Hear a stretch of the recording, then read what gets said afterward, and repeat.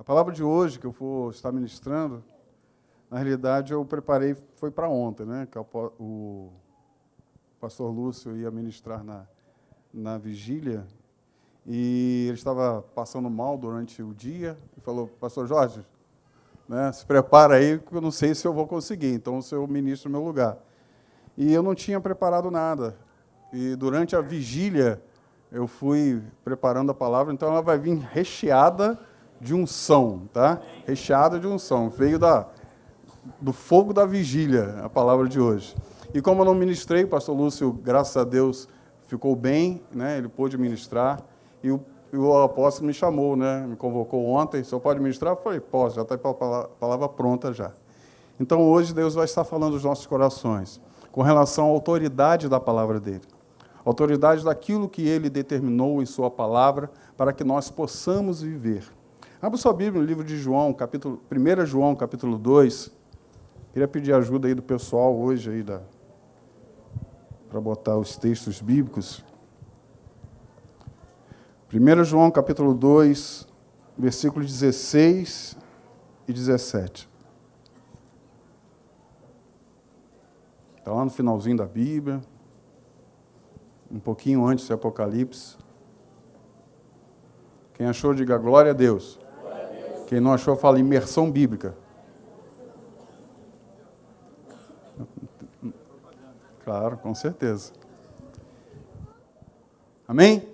E diz assim a palavra do Senhor: pois tudo o que há no mundo, a cobiça da carne, a cobiça dos olhos e a ostentação dos bens, não provém do Pai, mas do mundo.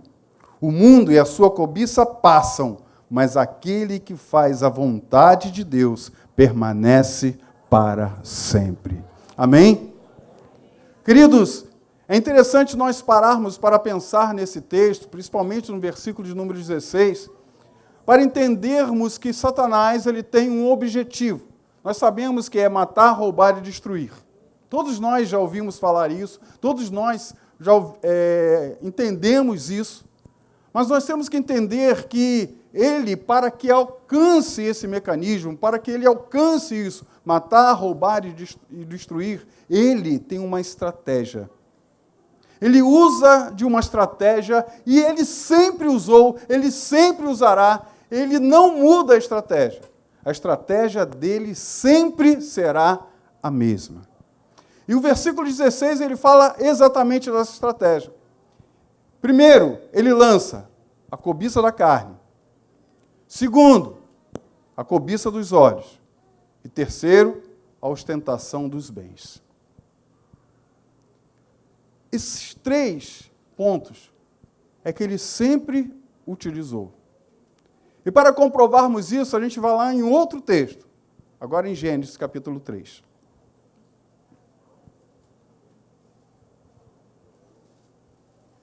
Eu vou tentar ser o mais breve possível, porque ainda tem coisa ainda para acontecer.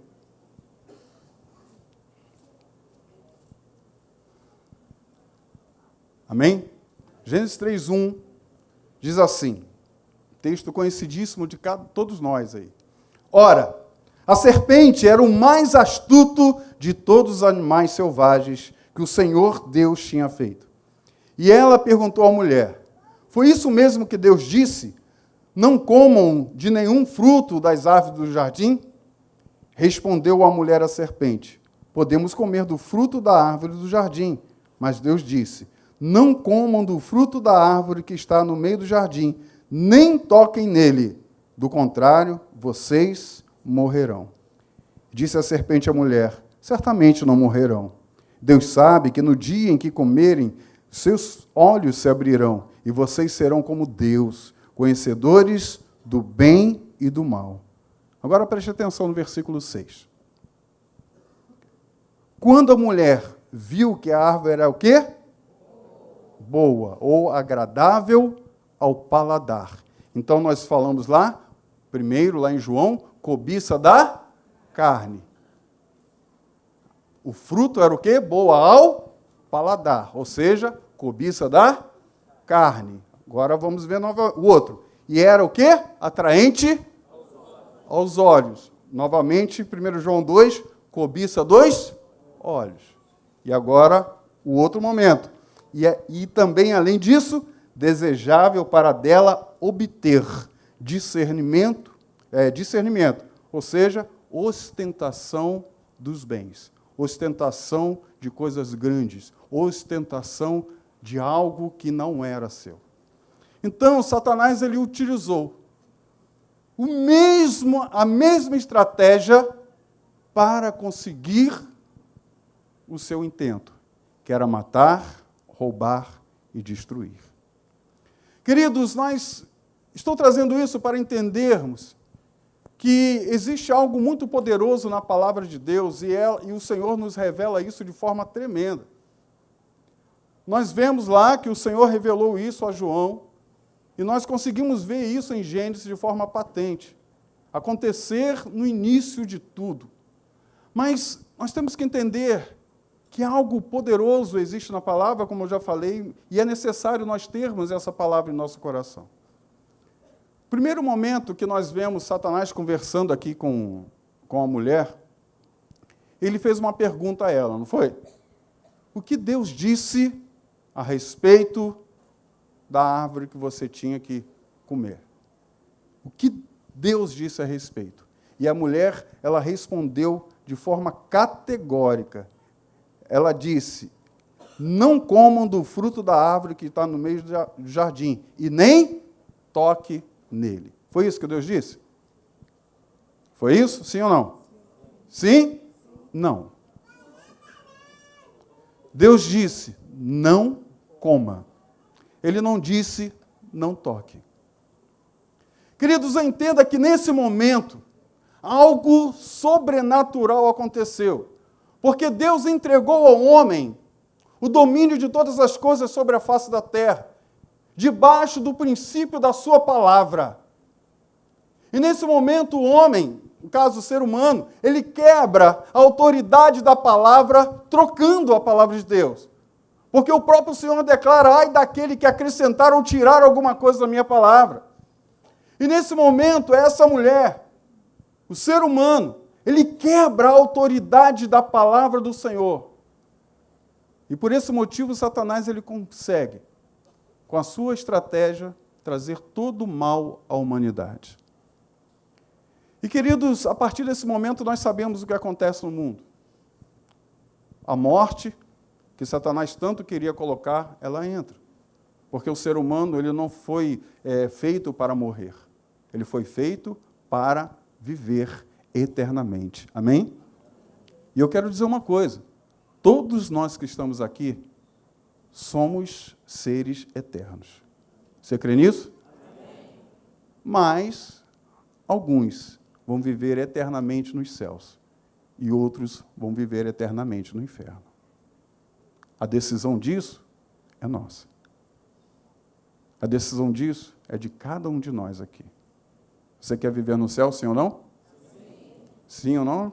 Sim. Levante a mão. Sim. Amém. Todo mundo quer. Glória a Deus. Aleluia. Esse é um bom passo. Então, queridos, algo aconteceu, a morte entrou através do pecado do ser humano.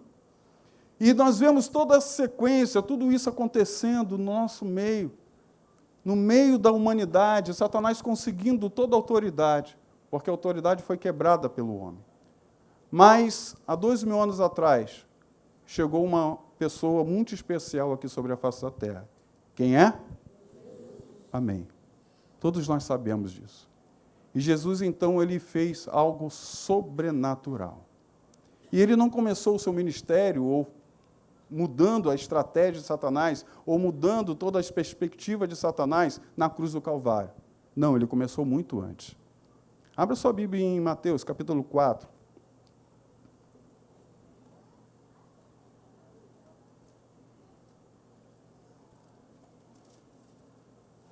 Eu falei, vou ser bem breve hoje.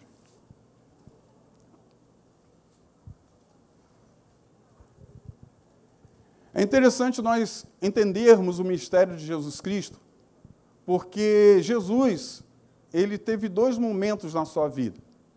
Jesus Cristo, todos nós sabemos que ele é Deus, ok? Jesus Cristo é Deus, mas antes de ele ser autenticado o seu ministério, ele vivia como um ser humano normal.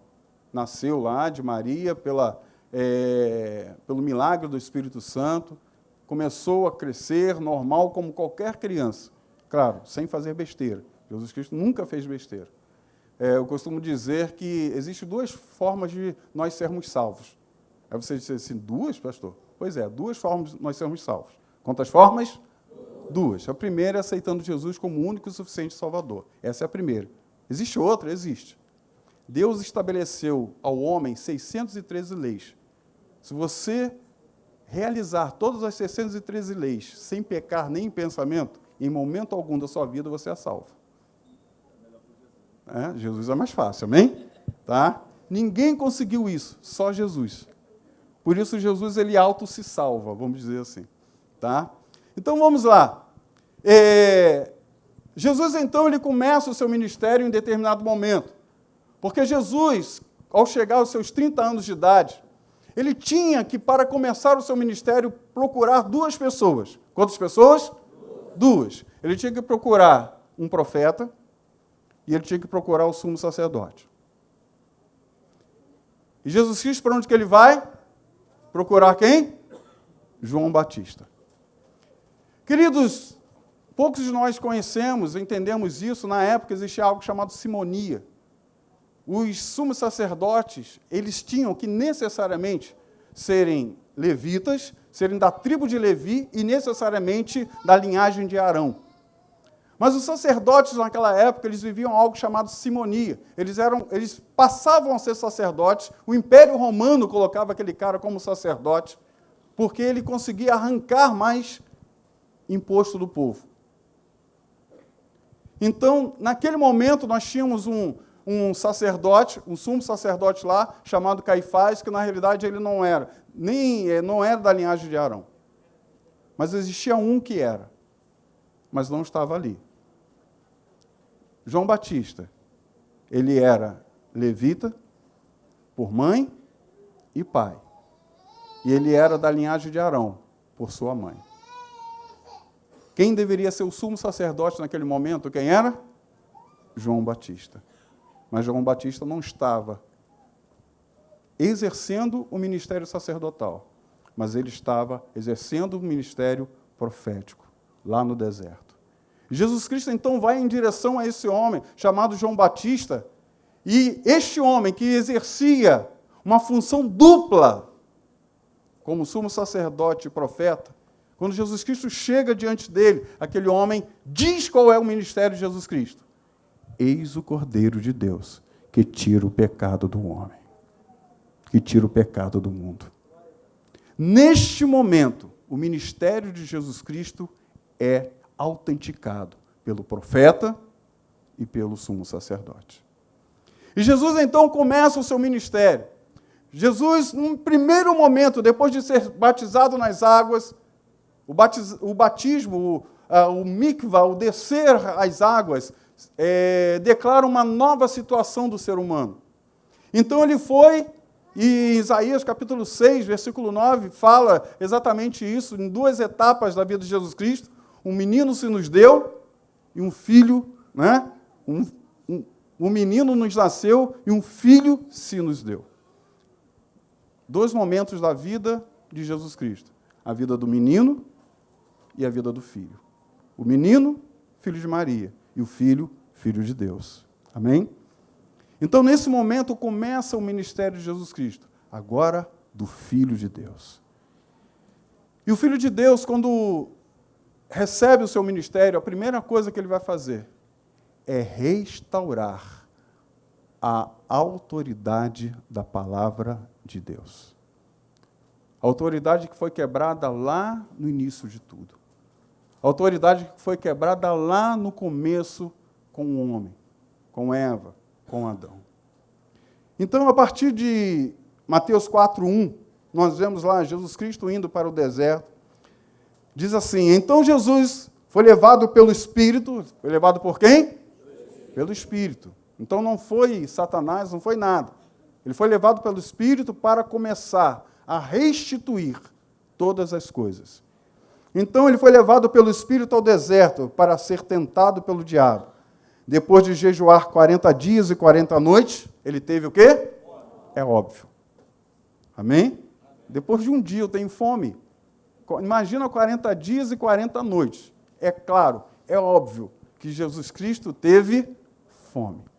Entenda, queridos, que... Não sei se o pessoal já viu aqueles desenhos animados do Pica-Pau, né, que ele está com fome, aí olha para uma coisa assim, vê um franguinho, olha para o outro assim, vê uma pizza, olha para o outro, vê um cachorro-quente. Jesus Cristo estava vendo tudo. 40 dias depois, ele estava com uma fome tremenda. E Satanás ele começou com a sua estratégia. A primeira qual é? Cobiça da... Ok? Ele não muda a estratégia. Ele não muda. Versículo 3, o tentador aproximou-se dele e disse, se você é filho de Deus, mande que essas pedras, o quê? Entende que Satanás está tratando agora com Jesus Cristo com a cobiça da carne? A mesma coisa que ele fez com Eva. O fruto não era bom para se comer, não era gostoso para se comer. Então, da mesma forma, Satanás veio trazer a cobiça da carne novamente, usando a mesma estratégia. Mas, diferentemente daquilo que aconteceu com a mulher, Jesus Cristo restaurou a autoridade da palavra de Deus. Porque Jesus Cristo, ele olha para Satanás e diz, no versículo 4, Jesus respondeu, está o quê? Está escrito. Querido, Jesus Cristo não mudou de forma alguma aquilo que a palavra declara. Ele não mudou nenhuma vírgula, ele não mexeu nada. Ele disse lá, está escrito, nem só de pão viverá o homem, mas de toda palavra que procede da boca de Deus. Então, queridos, a primeira estratégia que Satanás ele tenta usar contra Jesus Cristo cai por terra. Porque Jesus Cristo ele trouxe novamente a autoridade da palavra, mas era necessário que todo o processo fosse feito. Era necessário que todo o processo fosse realizado naquele momento. E ele então retoma. Satanás então chega novamente. No versículo 5, então o diabo levou a cidade santa e colocou na parte mais alta do templo e disse, se você é filho de Deus, jogue-se aqui abaixo, daqui para baixo, pois está escrito, ele dará ordem aos seus anjos a seu respeito, e com as mãos eles o segurarão, para que você não tropece em alguma pedra. Queridos, é interessante nós entendermos esse momento especial, porque Jesus Cristo, diferente de qualquer outro ser humano, ele não nasceu com o pecado original. O que isso significa? Significa que todos nós, quando nascemos, nós não nascemos filhos de Deus. Ninguém aqui nasce filho de Deus. Ninguém. Se alguém disse para você, biblicamente, está mentindo. Ninguém nasce filho de Deus. Todos nós nascemos criaturas de Deus. João capítulo 1, versículo 12, não precisa botar não. Diz, aqueles que o receberam, receberam a quem? Jesus. A estes, Deus deu-lhes o direito de se tornarem filhos de Deus. Amém? É Bíblia, não sou eu que estou falando, estou inventando isso, é a palavra de Deus. Ninguém nasce filho. O primeiro filho foi Adão, que pecou. O segundo, Jesus. Porque filho de Deus não é aquele que nasce da carne, mas aquele que nasce do Espírito. Então, Adão nasceu do Espírito de Deus. E Jesus também. Não foi o Espírito Santo que concebeu Jesus e Maria? Nasceu do Espírito. Então, quando Jesus Cristo nasce, qual a diferença entre ser criatura e filho? A criatura, queridos, nasce com um espírito morto. Ele tem contato com um reino espiritual, mas não consegue contato com aquilo que é divino. Jesus Cristo, nascendo como filho, ele nasceu no momento que ele sai de Maria. Ele já sai olhando os anjos, vendo a glória do Senhor, vendo as coisas acontecendo no reino espiritual de uma forma que ninguém consegue ver. Então, nesse momento, Jesus Cristo agora também no seu ministério, quando Satanás ele leva Jesus Cristo ao topo do templo, a imagem que ele viu foi a mesma imagem que Eliseu mostrou a Geazim quando estava no deserto. Um exército inimigo veio atacar Eliseu, porque Eliseu estava sendo o dedo duro do exército. Estava dizendo onde tinha uma armadilha do inimigo para o rei de Israel. E o exército inimigo, o rei inimigo, ele conseguiu descobrir que era Eliseu e mandou o exército todo para destruir Eliseu. E, queridos, Geazim, que era o seu servo, que era o seu discípulo, que não tinha nenhuma visão espiritual, ele, naquele momento, naquele dia, ele saiu da sua casa para fazer café para o seu senhor, né? Quando ele sai, ele olha para fora, queridos, e vê aquela multidão do exército inimigo em volta dele. Ele fica igual aquele ursinho do Pica-Pau também, doidinho, né? Sem saber o que ia acontecer. Ele fica desesperado. Ele chega, volta lá, mestre, Eliseu, nós somos cercados pelo inimigo. E Eliseu, numa calma tremenda. Geazinho, você não consegue ver, né? Você não consegue ver.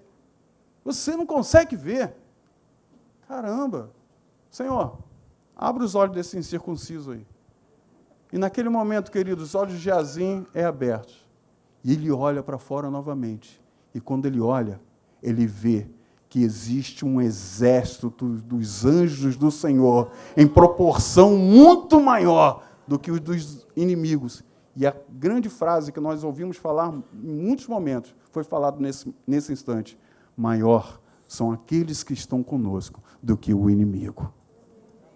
Entenda, queridos, então, que Jesus Cristo, com uma visão espiritual, quando ele é levado no topo do templo, quando ele olha para baixo, ele vê uma multidão de anjos o guardando, uma multidão de anjos protegendo, uma multidão de anjos ali, não deixando nada acontecer com Jesus Cristo. Jesus Cristo viu isso. E Satanás sabia que ele estava vendo isso. Por esse motivo, ele leva Jesus Cristo ali. E, mais uma vez, ele faz a estratégia, que é a cobiça dos olhos. Se você é filho de Deus, se joga. Está vendo aí? Os anjos estão prontos para te guardar. Mas Jesus Cristo, ele dá uma outra palavra para quebrar tudo isso. E respondeu Jesus: também está o quê? Escrito: não ponha à prova o Senhor teu Deus. E agora, queridos, a última estratégia. Depois o diabo levou a um monte alto e mostrou-lhe todos os reinos do mundo e o seu esplendor. Qual é a última estratégia? Ostentação dos bens. Então ele leva Jesus Cristo ao monte mais alto que existe e mostra todos os reinos da terra. Tudo que poderia existir de riqueza, de bens, de tudo. Ele apresenta Jesus Cristo para ostentar Jesus Cristo com os bens da terra. Então nós vemos acontecer esse instante. E diz assim, ele disse: tudo isso lhe darei, se você se prostrar e me adorar. E Jesus Cristo, ele disse o seguinte: retira-te, Satanás, porque está, adore o Senhor seu Deus, e só a Ele preste culto. Querido Jesus Cristo, no momento, ele conseguiu destruir com toda a estratégia de Satanás, de convencimento, de levar ao homem a morte, a destruição, e restaurou novamente a autoridade da palavra de Deus. A autoridade que foi perdida lá no Éden, Jesus Cristo trouxe novamente essa autoridade. E você pode estar perguntando: e daí? O que isso tem a ver com a minha vida hoje? Nós estávamos na sexta-feira aqui, durante a vigília, e grandes servos do Senhor aqui ministrando, palavras tremendas. E ao final dela, não sei se é porque eu já estava, né? A bateria já estava quase arriando, aí veio o pastor Lúcio e ministrou uma palavra tremenda, como disse o apóstolo, né? Veio com força para ninguém dormir. E ele falou uma frase: eu sou aquilo que a Bíblia diz que eu sou. Eu posso aquilo que a Bíblia diz que eu posso. E eu tenho aquilo que a Bíblia diz que eu tenho. Amém? Você pode falar isso, eu sou. Eu posso. Eu tenho. Sabe por que você pode isso? Porque Jesus Cristo autenticou a autoridade da palavra dele. Você é, queridos, aquilo que a palavra de Deus diz que é. A palavra do Senhor, ele declara que você é mais que vencedor. E uma coisa que você pode acreditar, e a única coisa que você é, mais que vencedor. Quem é isso aí? Levante a mão. Querido, Jesus Cristo, ele deu essa palavra para a gente. Quando ele autentica a palavra do Senhor para nós e traz essa autoridade não estava somente com ele, estava também na sua vida.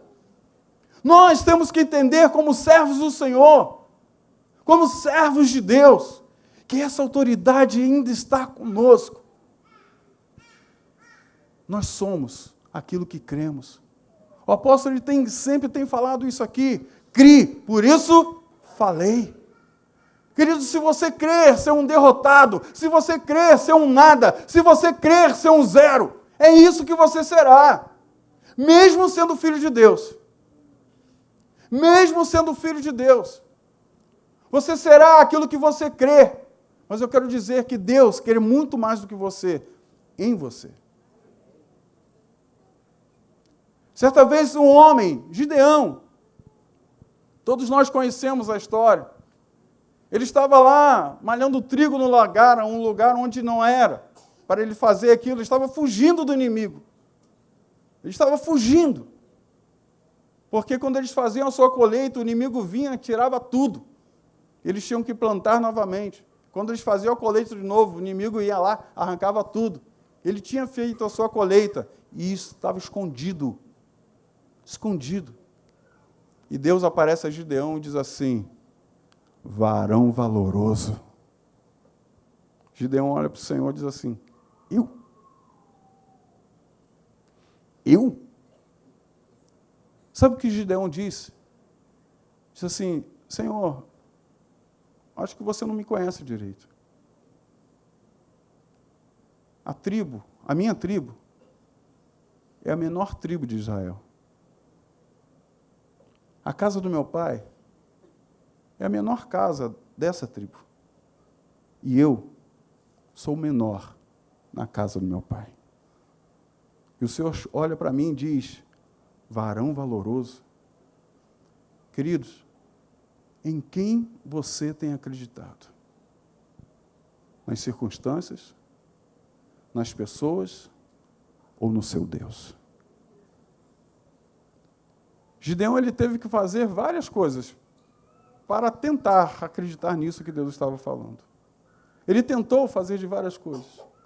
Mas eu quero dizer que hoje você não precisa mais fazer isso para crer naquilo que Deus diz, porque a autoridade da palavra já foi restituída sobre as nossas vidas. Você é mais que vencedor. E não somente isso, queridos. Você é uma bênção de Deus. Abra sua Bíblia em João capítulo 11.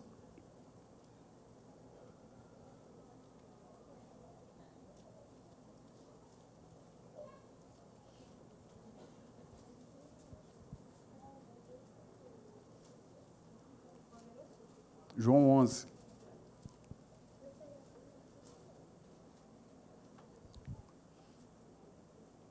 Hoje nós vemos aqui, ouvimos falar de uma pessoa que faleceu, filho da pastora Valéria Vani, já há alguns meses. Nós vemos aí a filha, né? A filha uma pessoa lá na Angola, não é isso? Não faleceu, né? Mas foi... Não faleceu? Faleceu. Foi violentada e tremendamente destruída, vamos dizer assim. Mas, quantos de nós aqui talvez já tivemos nossos planos destruídos?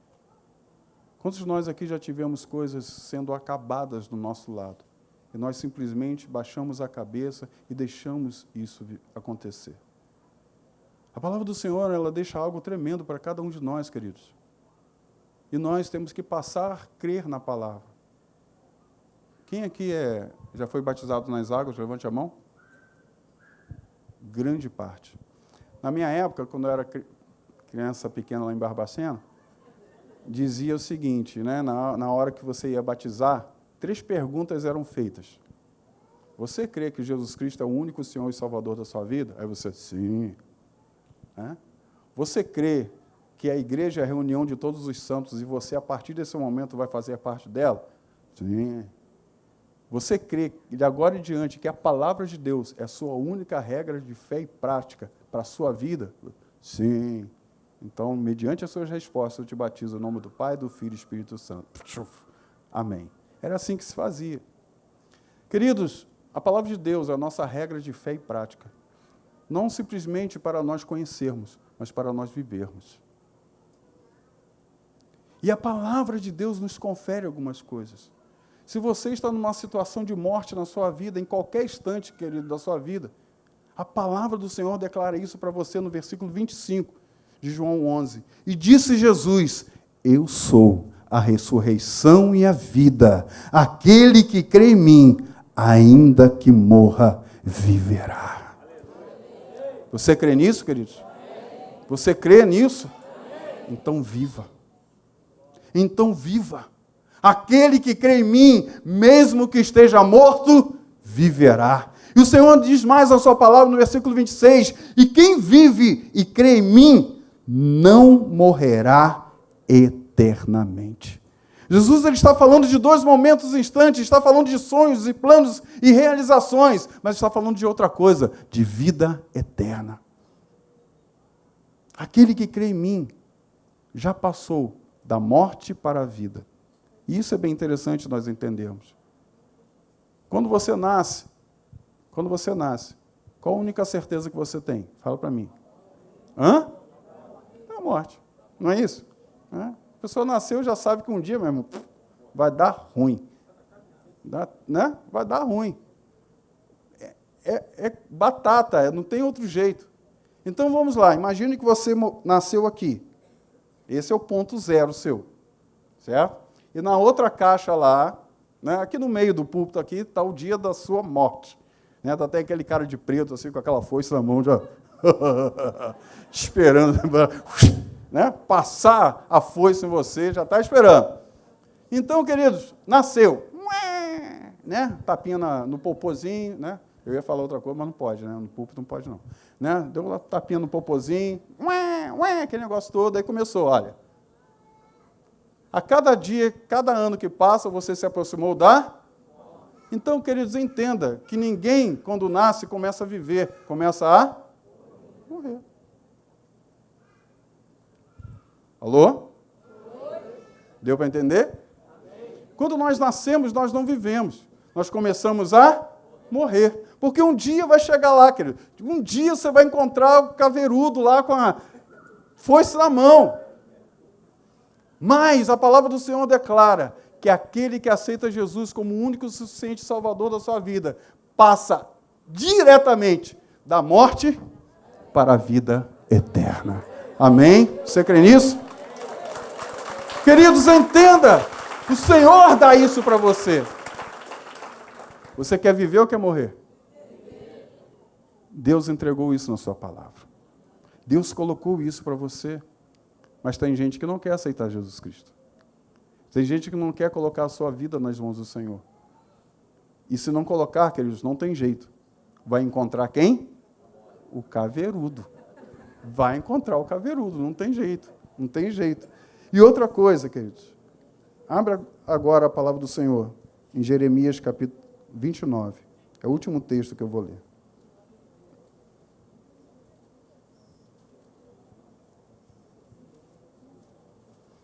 Essa água aqui é para mim ou é do apóstolo? É para mim mesmo? Glória a Deus. Olha que chique, hein? Que isso, hein? Estou igual o pastor Lúcio. Essa aqui eu não tinha tomado ainda não.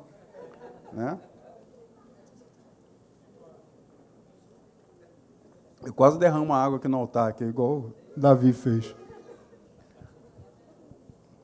Querido Jeremias, capítulo 29. Fale comigo. Deus estabeleceu a autoridade em sua palavra, para que eu possa viver o melhor que Ele tem para mim. Jeremias 29, 11. Pois sou eu que conheço os planos que tenho para você, diz o Senhor. Planos de fazê-los prosperar e não de causar dano. Planos de dar-lhes esperança e um futuro.